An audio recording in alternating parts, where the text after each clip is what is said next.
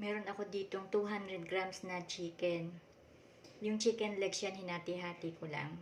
Pwede naman kahit anong part ng chicken. Dahil nagsawa na sa tinola ay iba naman ang lutuin natin. Kasi meron ako ditong repolyo, sayote, carrots. Ayan. Tingnan natin kung anong maluluto ko dito sa chicken na to. Dahil sawa na sa tinola ay iba naman. Ayan. Mag-isa tayo sa kasirola na diretso kasi nga lalagyan natin to ng sabaw. Gisa na natin diretso sa kasirola. Lalagyan natin yung bawang,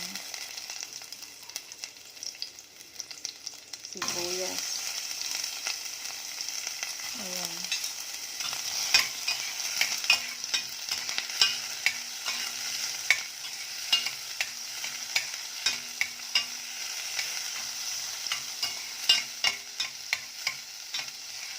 Minsan kasi nakakasawa na yung tinola lagi pag may sabaw sa chicken. Kaya ito iba naman ang gawin natin.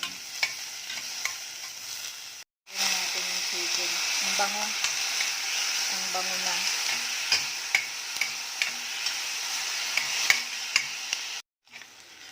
Nilagyan ko na rin ng konting patis. Timplahan na natin ng konting patis. Ayan, ang bango na.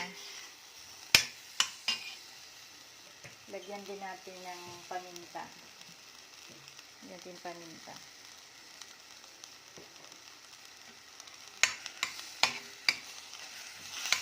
Lagyan na rin natin ng tubig. Ito yung pinakulo ko na yung tubig na ito. Ayan. Para mas madaling kumulo. Mainit na itong nilalagay kong tubig. Ayan, dahil may soup naman yan, damihan na natin ng tubig.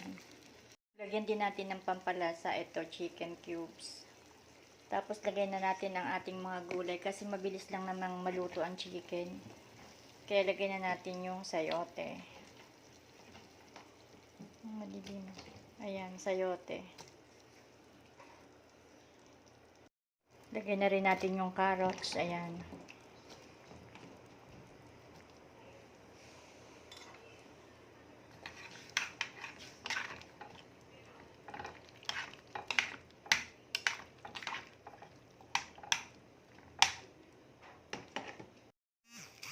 Ayan, lagay na rin natin yung repolyo kasi kailangan maging malambot din ang repolyo lalo na pag meron na tayong mga kasamang seniors. Pag senior ang ating pakakainin, kailangan malambot na ang ating mga gulay.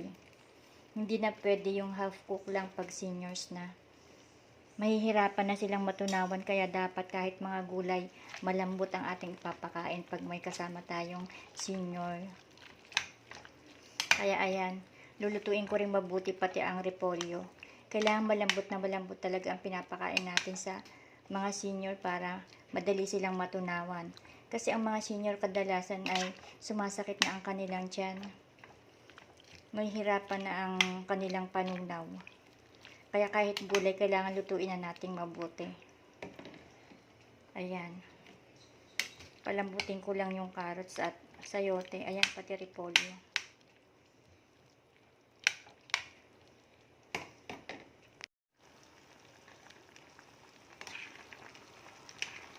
Kain na po tayo.